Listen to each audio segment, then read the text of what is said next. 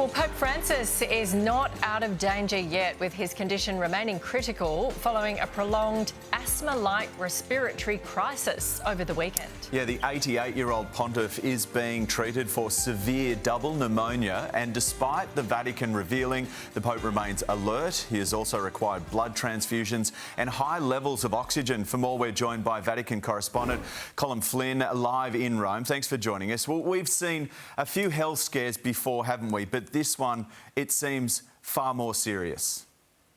Yeah, very good night from Rome, and good morning to you, Nat and Matt. You're absolutely right. It was Friday when his doctors had that press conference in the Vatican. We chatted about that, and the mood was completely different. It was somewhat even light and optimistic. And when they were asked, well, if the Pope will be returning to the Vatican, and they said, no, he will be. He's a good patient, but he's a fragile one. Yesterday, they released a statement where it had gotten much worse. They said that he was in a critical condition. He suffered a prolonged asthmatic crisis, needing a high flow of oxygen to be provided to him. He was low in red blood cells, resulting in a blood transfusion. They also said he was in more pain than in previous days. So we've been holding our breath over the past 24 hours to get a further update. And in the past hour or so, the Vatican has provided just that. And unfortunately, it reads, the condition of the Holy Father remains critical. However, since yesterday evening, he has not presented any further respiratory crisis.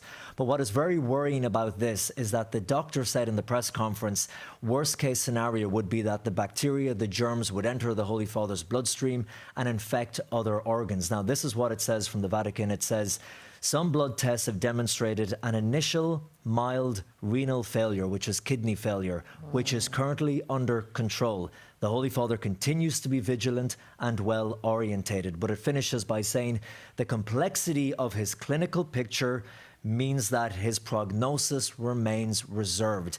And they've mentioned that a few times over the past 2 days, that his prognosis remains reserved, which we take to read as the doctors in the Vatican don't know from here if the Pope is going to get better or if this is going to get worse. Right, OK. Look, thanks for the update. All this in a big Jubilee year. Millions of people from right around the world heading to Rome.